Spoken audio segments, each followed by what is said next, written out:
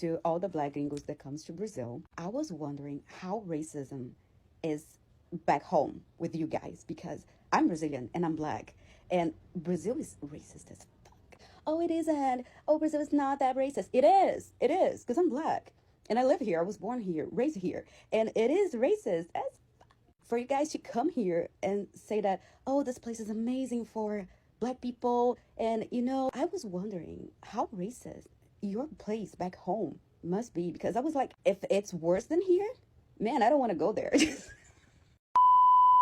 Brazil is an extremely racist country. What you're describing is black Americans coming to Brazil and benefiting from being American. So when we are abroad, we benefit from having an American accent, American passport, and the American dollar. So our view of what actual racism is in a country like Brazil, while we can see it exists, it's very skewed because we will never be treated like a black Brazilian in Brazil because of where we're staying, what we're spending money on, and they want our money. Racism is horrible in America, but I think it's a thing where you understand the social cues, the language, and the cultural things that would tell you what racism is or what a macro or microaggression is. In Brazil, when I lived there for 6 months. I was in Rio de Janeiro, Sao Paulo, Belém, and Manaus. But my time in Rio de Janeiro was the most interesting one because that was the whitest place I lived, where it had white people, mixed people, and black people.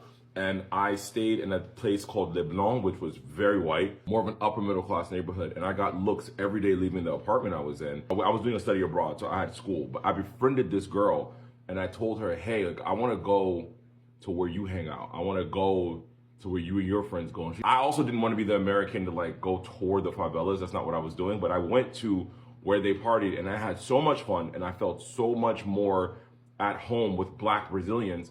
And we had a conversation around where I was living, and they were like, yeah, we don't go there. Why would I ever go there? And it made me realize I was living in the equivalent of the Upper East Side in New York City, and I would never live in the Upper East Side in New York City. I think America and Brazil have a unique experience because two countries that have so many black people, but they are the black people that stayed in the country of their oppressor in a way where we're the minorities in both countries, and the majority of those countries are white. I think what you're describing is something that Brazilians experience here, because if you're Brazilian with a Brazilian accent and you're exotic in America, even though you'll still be black, right? The same way I was still black in Brazil and they didn't know I wasn't Brazilian until I opened my mouth and I spoke English. Racism sucks. I mean, racism exists around the world and we all know this as black people. But I think Americans sometimes don't realize that we benefit from being American abroad, especially in other black places in the Caribbean and Latin America. Hi guys, welcome back to the channel. My name is Mesyoba. So guys, we'll be talking about something that a lot of people don't say out loud. The complex relationship between America and immigrants in America.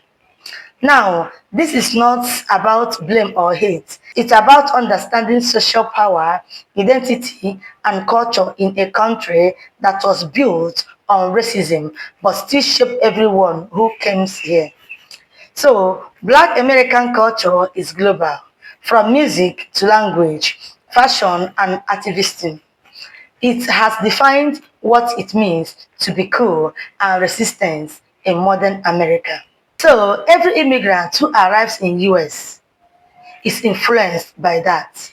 Deep down, many see Black Americans as the original survivor, the people who fought against slavery, segregations, and systemic racism, and still manage to build powerful cultural and political movements. So there's often admiration and sometimes even a desire to be part of that power and pride. That's what you mean when you say there is a wish to be Black Americans deep down every immigrant's mind. So let's hear what other people have to say. Y'all, Black Americans are playing a cold ass game right now, and motherfuckers do not know what to do with this shit. When I tell y'all we got people lost in the motherfucking sauce, we got people lost in the motherfucking sauce, y'all. And you know what I think it is? You know why I think we got people lost?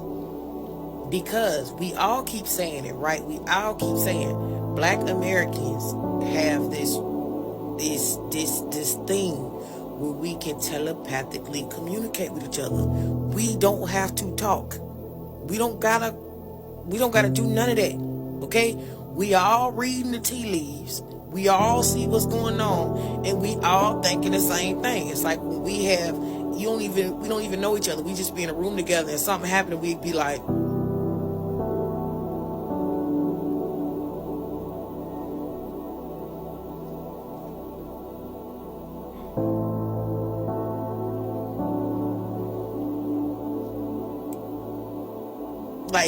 that's what we're doing. And so you got people running around like, we need to organize. Bitch, we already organized. We trying to figure out why the fuck you wasn't at the meeting. How'd you miss it? We need to plan. We need to get prepared. We already planned it. We already prepared. How the fuck did you miss it? That lets us know that something real off with you. Cause how you missing all the meetings? How you not getting the downloads that the rest of us is getting? Why are you disconnected from the source? Why you ain't got the thing that we all got, right? So they still running around trying to fearmonger, trying to throw shit on the wall, trying to get us outside. We not coming outside. I don't even feel like we need to explain why we not coming outside, because I feel like anybody that's really down with Black American people know good and motherfucking well why we not coming outside. Like, I literally seen this video earlier today of this white woman, and she was explaining the whole thing. When I tell y'all that lady nailed that shit, Her whole take was completely accurate, even though I was like, come on now, you a little too loud, because you really calling the play. You need to chill the fuck out. But, you know, we're going to let you do what you do or whatever, because hopefully not too many people see this shit.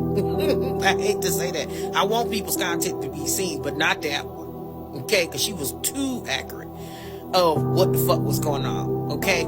She even used, you know, I like to compare things to like narcissistic relationships. She said Black Americans have been in a narcissistically abusive relationship with the American government. So they know more about what is going on right now, and more about what the government is doing, and more about what tactics will be rolled out ahead of time, and they are already maneuvering. And she was even talking about the resting thing. She was like, they said resting, but it doesn't really mean resting, right? That's not what it means. But what it means is they not all outside with what the fuck they got going on. They not all outside talking. Okay? They know everything. Nobody needs to get up here and explain shit to them. They know more than all of us do. Because they have been dealing with this. She was like, basically the glimpse that we are receiving now of this system, they have seen the full head and tail of the beast a long time ago. Okay? So she was like, things that they're doing is not making sense to those who don't get it, and those who cannot fathom the depths of the depravity that they have experienced and have seen.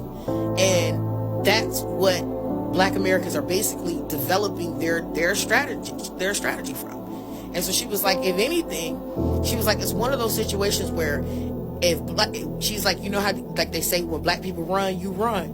She's like, it's like that. She's like, I'm not running until they run. They ain't running. If they not running, why the hell am I gonna listen to someone telling me to run? If someone's telling me to run and I see the Black Americans ain't running, I'm gonna sit the hell down. Because they know more about what is going on, but they're not vocalizing it to y'all. When honestly and truthfully, she was like, Black people shouldn't have to. They shouldn't have to. Black people shouldn't have to come out here and tell y'all what the fuck to do, when really you're gonna argue with them and say they don't know what they're doing or what they're talking about. She's like, because basically that's what y'all do anyway. They're resting, they're not doing anything. She's like, they're doing a whole fucking lot. It's just not on Front Street. And I was like, girl, better talk, because that's it. We know a whole lot of what's going on. Black Americans are not stupid, dumb, deaf, dumb or blind, none of that. We know more about what's happening next than y'all do. Okay? So we trust our path. But Black Americans, don't y'all get caught up in this shit. It's other Black groups, other POCs trying to drag us in shit. Stick to hold the motherfucking line. I know I don't have to tell y'all that. Well, hold the motherfucking line, baby. Hold the line. These people trying to get us in some shit. They're trying to put the target on our back. Hell no. Hell the fuck no. We ain't going out like that. Okay? We ain't going out like that. Have a good day. We up still. And we already knew the bullshit ass tactics that they was gonna do. So these people need to stop making these videos thinking that this little bullshit gonna get us to come outside. No, we already knew. We know their wrath better than y'all do. We know their tactics and shit better than y'all do. Have a good day. Our focus now into the end of time needs to be us. We need to focus on eliminating the plight of the black masses by building self-sufficient communities.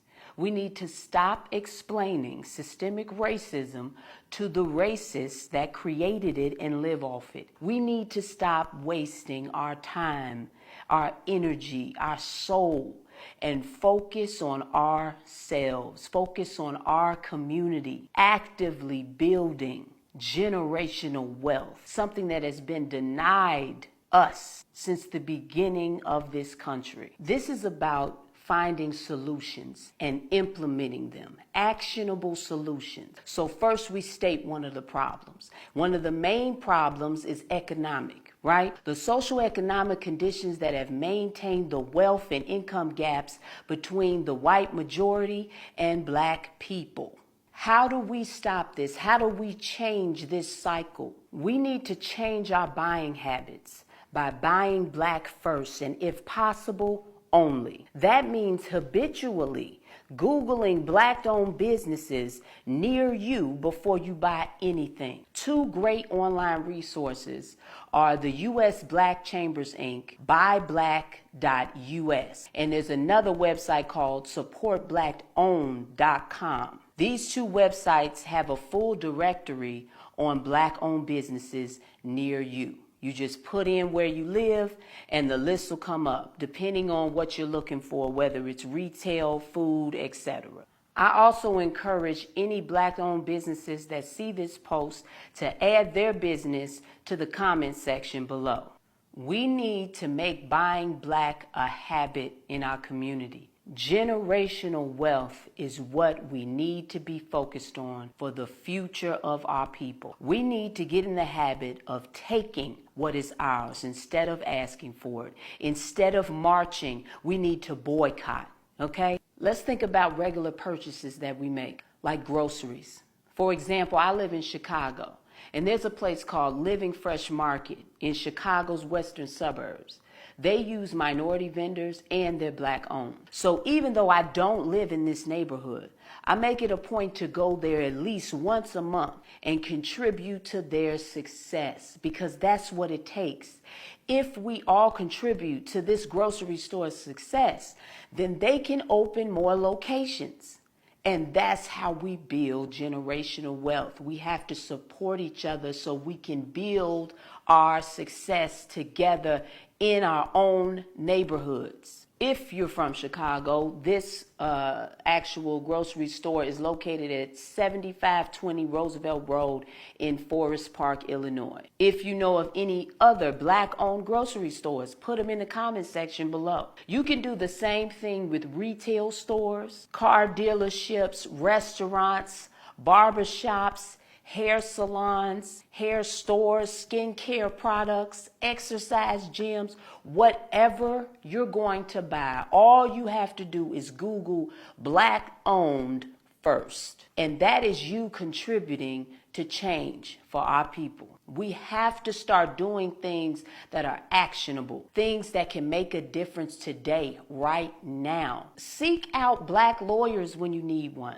Seek out black doctors for you and your family. Seek out black dentists. Seek out black people. Your people. When you're trying to buy a house, black real estate agents. These are the simple things that we can do in our everyday lives. So I don't want to hear about, oh, you don't have time to do this, that, and the third. This isn't your calling.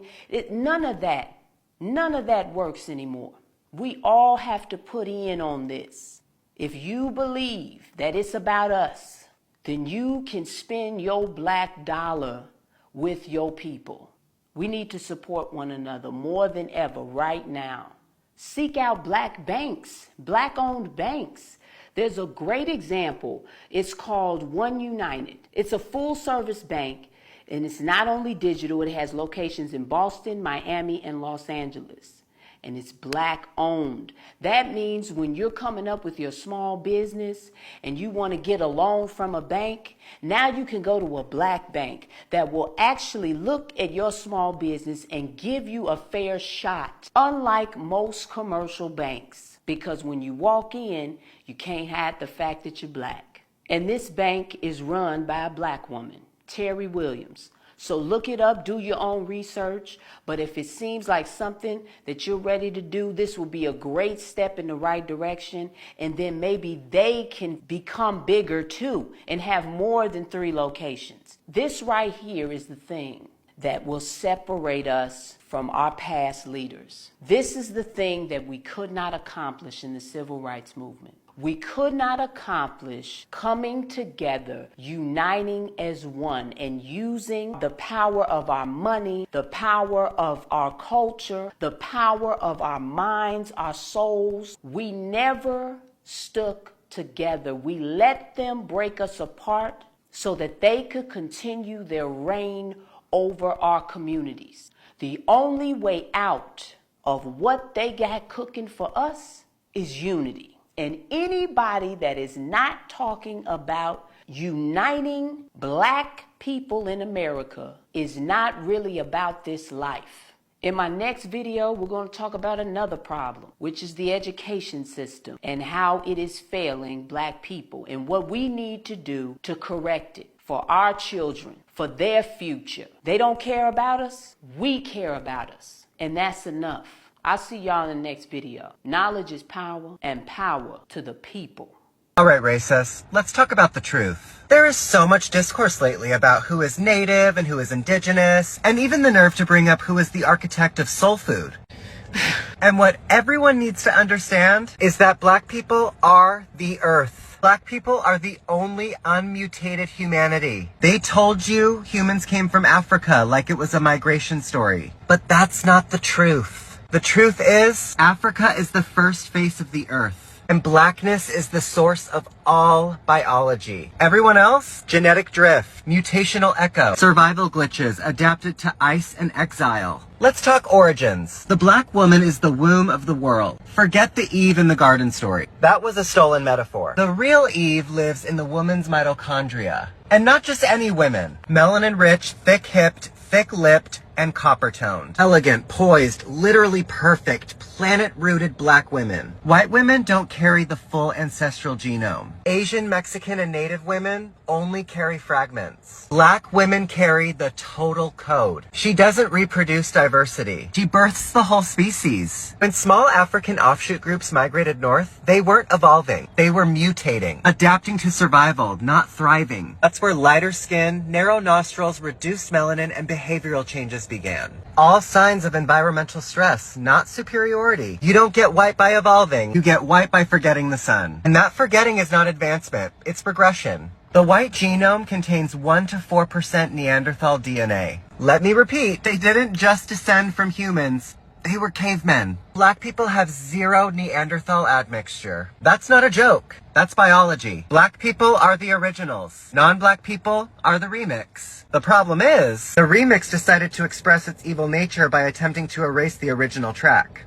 Let's talk indigenous. The term indigenous was invented by settlers to decide who was native enough to be managed, named, and displaced. But indigenous is a political term, not a genetic one. And political terms can't overwrite blood memory. Being first on the continent does not make you first on the planet. However, black people being first on the planet means they are first on every continent. The black genome is Earth's source code. Everyone else is just running a copy of their biological operating system. The war against black genetics is a war against humanity. Melanin isn't pigment, it's the processor. It's the molecule that translates solar energy into life. Plants have it, animals have it, humans need it. Black people have the highest concentration of it, which means black people don't just live on Earth, they translate it. They are not just a race, they are the root species. Black isn't a color, it's the motherboard. Every other group, adaptations, mutations, and mistakes. This isn't supremacy. This is truth. Black people didn't come from Africa. Africa came from black people.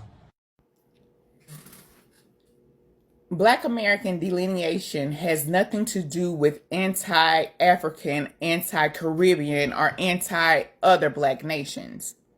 It's about preserving culture, preserving inheritance, setting aside a particular group so that they are not forgotten.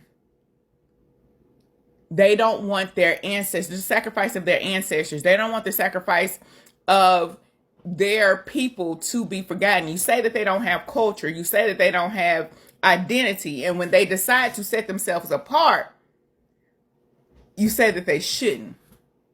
And no other culture is expected to absorb everybody else except Black Americans. You don't go to Jamaica and say, you got to accept us as Jamaican. You don't go to Haiti and say, you got to accept us as Haitian.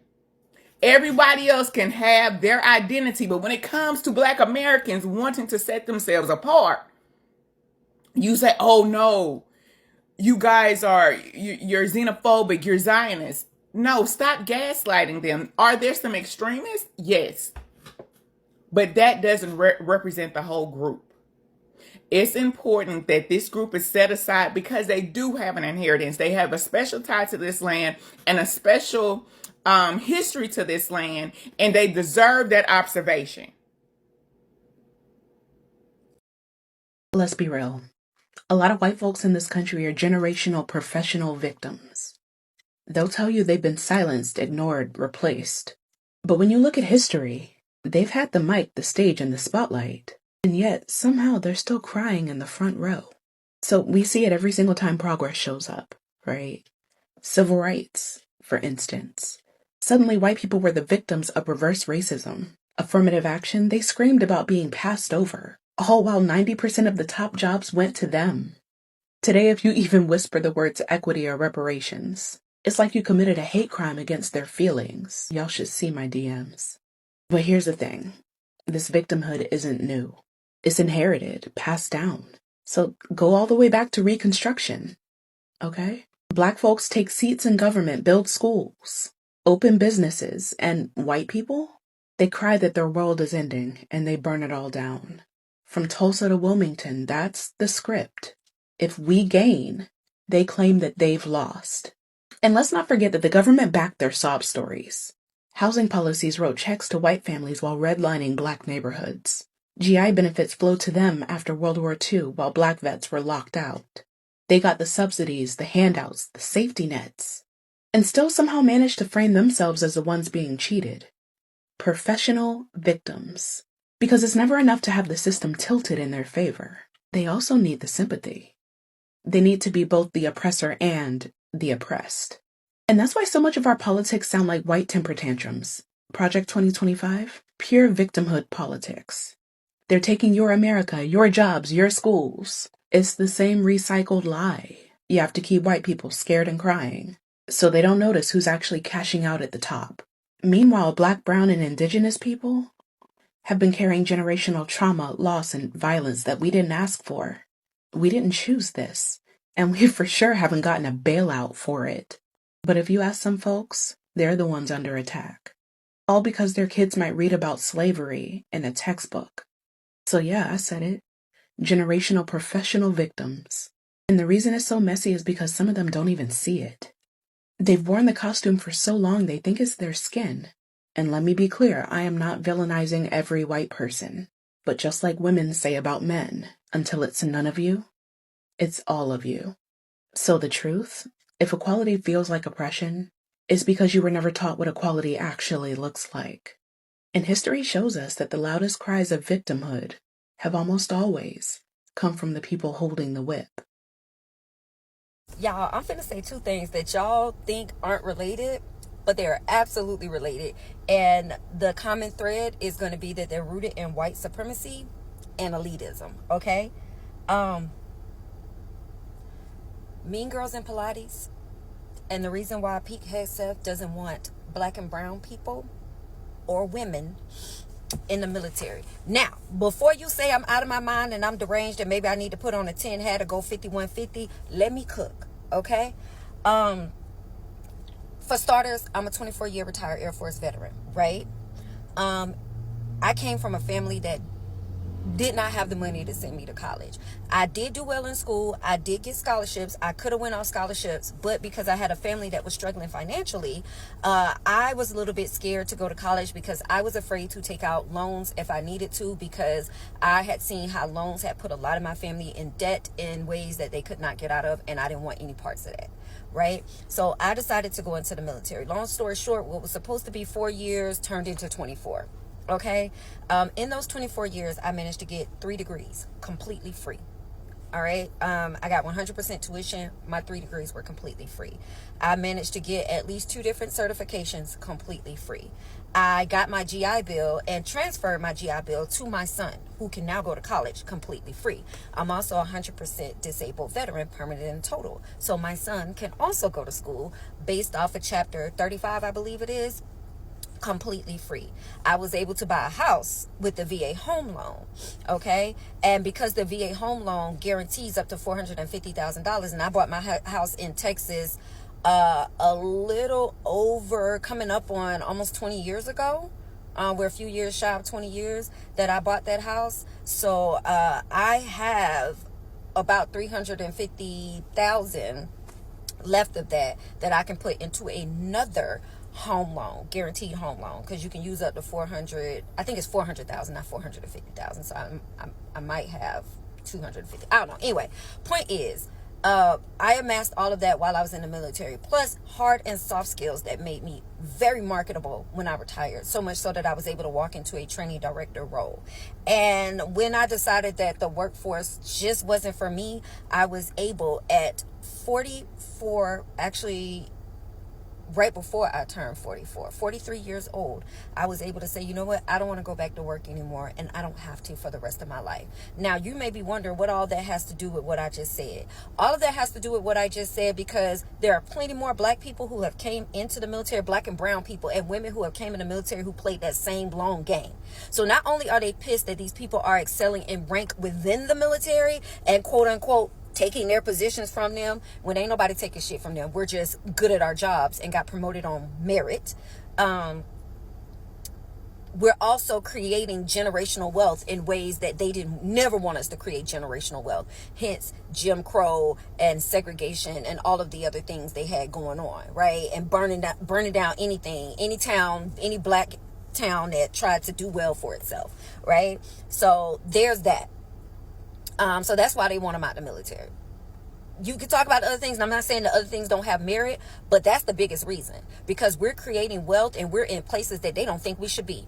Think about the Jay-Z song, the Beyonce and Jay-Z album, The Carters, and the song Nice, where he says, time to remind me I'm black again, huh? All that talking back, I'm too arrogant, huh?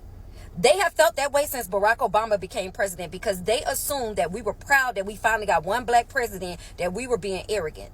And we weren't. We were just being proud. Right? So that's the military piece, right? Now, going back to Pilates and Mean Girls, same concept, different font, right? Same racism, same classism, same elitism, different font. Most women that take Pilates believe Pilates is an expensive course that should be reserved for people who are affluent and have money. So when they see black and brown women in there, they naturally assume we're not affluent and we don't have money. And I know, baby, I be pissing them off coming because I keep braids, locks, sew-ins, all types of different hairstyles. And typically my nails will be done. They're not done now because I waited too late to take them off and schedule my appointment with my tech. But that's okay because next weekend I'll be back to being a baddie. Well, I'm still a baddie, but y'all know what I'm saying. Anyway, point is, they see me with the long nails that they assume are ghetto, with the different hairstyles that they assume are ghetto, me walking in because it's hot in there when we get to work, and at least for me, with this jacket on, but when I take it off, I got on bra tops with abs underneath. You know what I mean? And I'm wearing most of my crystal copper bracelets and things like that. Long story short, I'm unapologetically black when I walk into those spaces, waist beads and all, and they see that and they think I don't belong. I shouldn't be there. Why am I there? Why am I taking classes in mid-afternoon? Why ain't somewhere at work hustling? Why ain't somewhere struggling? Okay? That's what a lot of this boils down to. And some of it, for most of the white women, it's going to be racism mixed with classism. But there are some black women who are out there being mean too, as we've seen lately with some of these black women coming on this app talking about Pilates and different bodies that should and shouldn't be in Pilates. That is their proximity to whiteness showing, as well as their elitism, classism showing.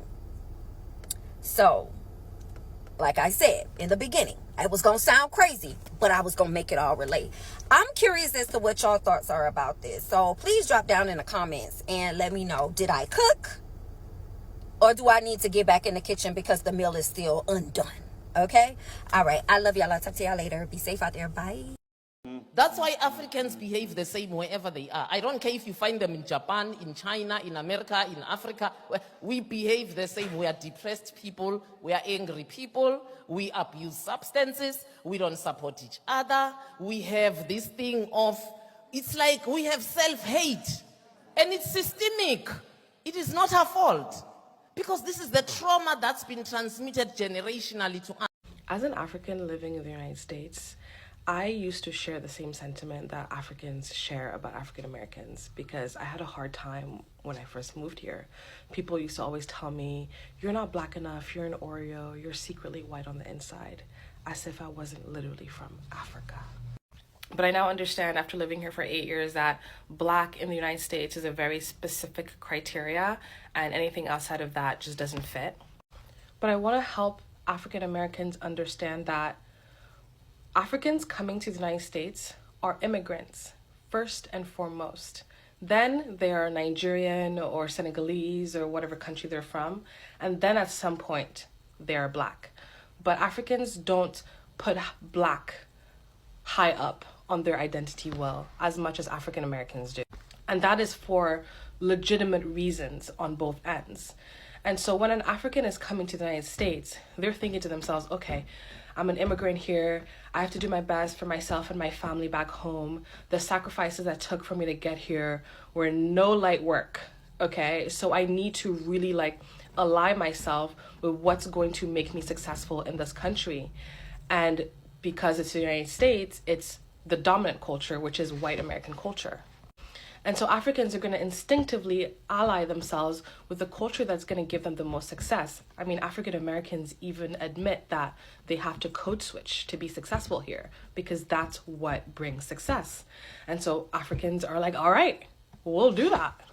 And it also doesn't help that for a long time, Africans are fed a very negative view of Black American culture, and that's its own propaganda. But because Africans are so conservative and they're coming to a country where Black Americans have been labeled as the antithesis to this conservative traditional family values, they have, if anything, more in common with Southern Baptist white racist people. But that aside, going back to identity markers, Black Americans put Black first and foremost, and then everything else goes below it. And so they're thinking when another Black people come to our country, they're going to want to integrate with us, the other Black people, because Black comes first. And they get quickly disappointed in realizing that for Africans, Black and the identity and that coming is not first. Their immigrant identity comes first, and then their country. And if anything, for us as Africans to feel like that's my brother, that's my brethren, or whatever, you have to come from the same tribe as us, because we have so many Black people around, we don't automatically pre-select for Black. But Black Americans don't have so many Black people around, have had to defend and protect their culture amidst a dominant white culture. And so they already pre-select and are overprotective for Black. And so that's why I think at the core of it, there's a deep misunderstanding because of not realizing that we put where we put our identity markers and what we put first and what we prioritize are so different culturally because of our differences in trauma, realistically. And so it does make sense that Black Americans will be like, oh, my people, my brethrens, come here. And African Americans, or Africans, coming to the United States are like, I'm just trying to make it here. It's a lot of work to immigrate to the United States. And so, y'all can stay over there, and I can see why it's hurtful, and I can see why it's taken personally, and I can see the deep misunderstanding and the betrayal that African Americans feel. But it's unfortunate, and that's just a reality. But if we can talk about it from this perspective, I think we can get to a better understanding. But I also believe that Africans that spend enough time in the United States get to this compassion and understanding of the Black American community, because it is a very unique and specific set of circumstances for a culture to grow and to develop. Okay, this might sound a little bit weird, but when I was younger, I honestly thought that I was African American, or I thought I could be African American. Now, walk with me. So I'm not African American, but I am Black. But my understanding was if I go to America because I'm Black, I then become African American. And I deadass thought if I go to America, I'll become African American. Like, my idea was like, oh, I'll be like Will Smith, who's also African American. And I didn't realize maybe until like 2 years ago that's not the case, because being African American in of itself is like its own ethnic group. And even if you are Black, if you go to America, you won't be African American, you'll just be like something else, but you'll still be Black, if that makes sense. But I always wanted to be African American growing up. Like, I love watching African American movies, shows. Like, I love listening to R&B. I loved watching 106 and Park. I loved watching BET. I loved all of that. So I've always loved African American culture, and like that aspect, I always wanted to be African American growing up. We're going to talk about the Afro, since there's a lot of people from the African diaspora who seems not to understand. Here's what I asked DeepSeek, you can screenshot. Yes, the Afro is a natural hairstyle that grows from its scalp, characterized by its dense curly texture that forms a rounded shape. It is most commonly associated with people of African descent due to its unique structure of Black hair, tight, coily, kinky hair types. Historically, the Afro has been worn for centuries in various African cultures, but it became a powerful symbol during the Black is Beautiful and the Civil Rights Movement in the 1960s and 70s. Cultural significance. While no single person or group invented the Afro, since it grows naturally from your scalp, it was popularized and named by Black communities in America as a political and cultural statement against Eurocentric beauty standards. So, at the end of the day, this isn't about who's small America, or who is more powerful, or who is more oppressed. It's about realizing that the story of America, the real story, is built on shared pain and shared hope. So, Black Americans turned pain into progress. Immigrants turned dreams into opportunity. And when we stop competing and start understanding, we can turn this country into something fair and also into something free for all of us. So, instead of wishing to be someone else, let's learn to stand with one another, because solidarity isn't just a word, it's the beginning of real freedom. If you felt this message, don't forget to like, share, and drop your thoughts below. Let's keep the conversation ongoing with respect, with empathy, and with truth. Until next time, stay informed, stay united, and stay hopeful.